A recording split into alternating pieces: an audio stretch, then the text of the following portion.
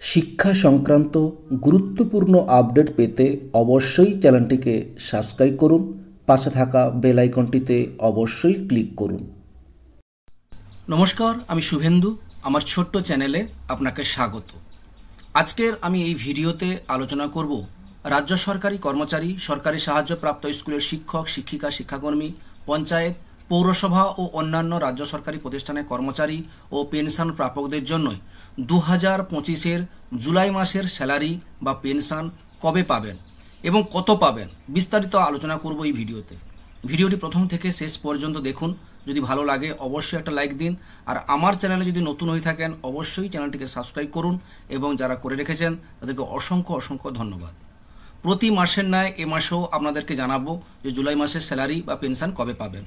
এবং যেহেতু এটা জুলাই মাস ইনক্রিমেন্ট হয় প্রত্যেক বছরের ন্যায়, এবারেও ইনক্রিমেন্ট হবে জুলাই মাসে, সেটা নিয়ে কতটা বেশি পাবেন স্যালারি সেটাও আজকের আমি এই ভিডিওতে দেখিয়ে দেব। প্রথমে আপনাদেরকে দেখাবো যে আপনার স্যালারি জুলাই মাসে কত বেশি পাবেন সেটা দেখাবো, তারপর দেখাবো কবে পাবেন আপনাদের স্যালারি। ঠিক আছে, আপনারা সকলেই জানেন প্রতি মাসে আপনাদেরকে এই তথ্য জানাই, আর এই তথ্য আমি নিজে থেকে কোনো বলি না, সরকারি নির্দেশিকা অনুযায়ী আপনাদের কাছে এই তথ্য পরিবেশন করি। ম্যাক্সিমাম জায়গাগুলোতেও ঠিকঠাক টাইমেই স্যালারিগুলো হয়ে যায়। অবশ্যই আপনারা কমেন্ট করে জানাবেন আপনারা কোন জেলা থেকে দেখছেন, আপনারা ঠিকঠাক টাইমে পাচ্ছেন কিনা। বিস্তারিত তথ্য আপনারা কিন্তু অবশ্যই কমেন্ট করে জানাবেন। আর ভিডিওগুলো যদি ভালো লাগে অবশ্যই একটা লাইক দেবেন এবং বেশি বেশি করে ভিডিওটি শেয়ার করবেন। যাই হোক, প্রথমে আপনাদেরকে জানাবো যে জুলাই মাসের আপনারা স্যালারি কত বেশি পাবেন সেটা আগে জানাবো, তারপরে জানাবো যে আপনাদের স্যালারি পেনশন কবে পাবেন। এখন আমরা দেখে নেব জুলাই মাসের আপনি টোটাল স্যালারি কত পাবেন এবং জুন মাস থেকে স্যালারি কতটা বেশি পাবেন সেটা আমরা এখন এই ভিডিওতে দেখে নেব, অর্থাৎ এখানে হিসাব করে আমরা দেখে নেব। চলুন প্রথমে একটু বলে রাখি যে এই জুলাই মাসের হিসাব করতে হলে অবশ্যই আপনাকে তার আগের মাস অর্থাৎ জুন মাসে বা মার্চ মাসে বা এপ্রিল মাসের বেসিক পেটা আপনাকে জানতে হবে। বেসিক পে জানলে তাহলে আর কিছুই লাগবে না। তাহলে আমি উদাহরণ হিসাবে এখানে একটু দেখাবো যে উদাহরণ হিসাবে আপনাকে এখানে বসাবো। ধরুন আপনার জুন মাসের বেসিক পে ছিল 50,000 টাকা, এখানে 50,000 টাকা বসিয়ে দেবেন। ঠিক আছে, আশা করি বুঝতে পেরেছেন। এরপরে যেহেতু আমাদের ওয়েস্ট বেঙ্গলের ডিএ চলছে 18%, এখানে 18% বসিয়ে দেবেন। ঠিক আছে, অটোমেটিকলি খেয়াল করে দেখুন অটোমেটিকলি এখানে ডিএর অ্যামাউন্টও পেয়ে যাচ্ছেন, 9,000 টাকা হয়ে যাচ্ছে। এরপর দেখুন আপনার যদি হাউস রেন্ট যদি নর্মাল এইচআরে হয়, নর্মাল এইচআরেই টিক চিহ্ন থাকবে, অটোমেটিকই থাকবে। আর যদি ফিক্সড এইচআরে অর্থাৎ যদি স্বামী স্ত্রী দুজন সার্ভিস করেন 12,000 টাকার উপরেও হয়ে গেছে তাহলে এটা ফিক্সড এইচআরেতে ক্লিক করবেন, না হলে কিছু করার দরকার নেই। আর যদি এইচআরে বাদ দেন তাহলে নোতে ক্লিক করে এখানে ক্লিক করবেন।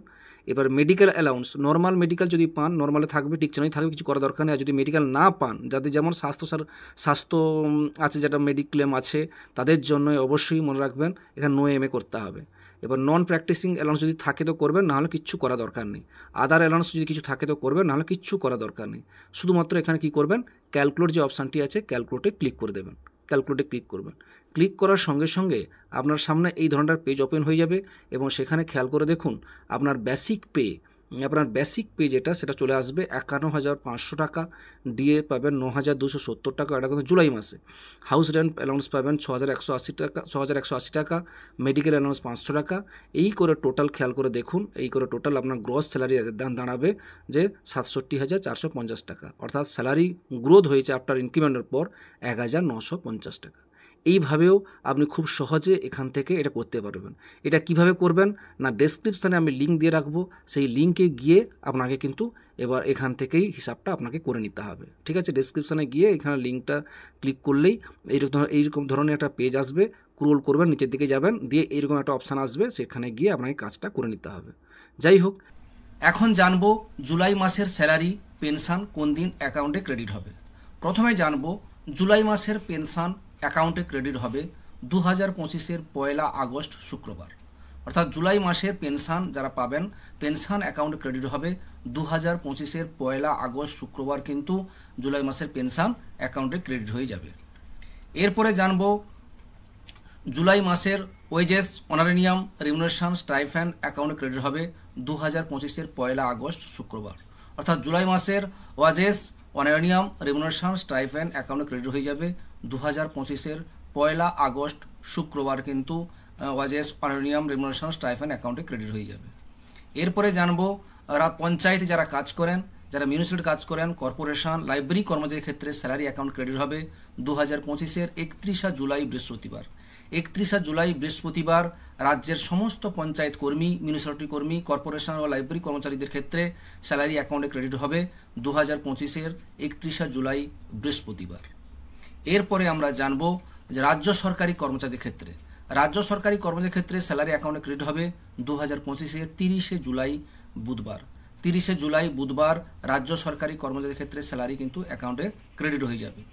এরপরে আমরা জানবো রাজ্যের সমস্ত শিক্ষক, শিক্ষিকা, শিক্ষাকর্মীদের ক্ষেত্রে স্যালারি অ্যাকাউন্টে ক্রেডিট হবে 2025-এর 31 জুলাই বৃহস্পতিবার। 31 জুলাই বৃহস্পতিবার রাজ্যের সমস্ত শিক্ষক, শিক্ষিকা, শিক্ষাকর্মীদের ক্ষেত্রে স্যালারি কিন্তু অ্যাকাউন্টে ক্রেডিট হয়ে যাবে। যাই হোক, এই ভিডিওটি কেমন লাগলো অবশ্যই কমেন্ট করে জানাবেন। ভিডিওটি ভালো লাগে অবশ্যই সাবস্ক্রাইব করবেন। সকলে ভালো থাকবেন, সুস্থ থাকবেন। ধন্যবাদ।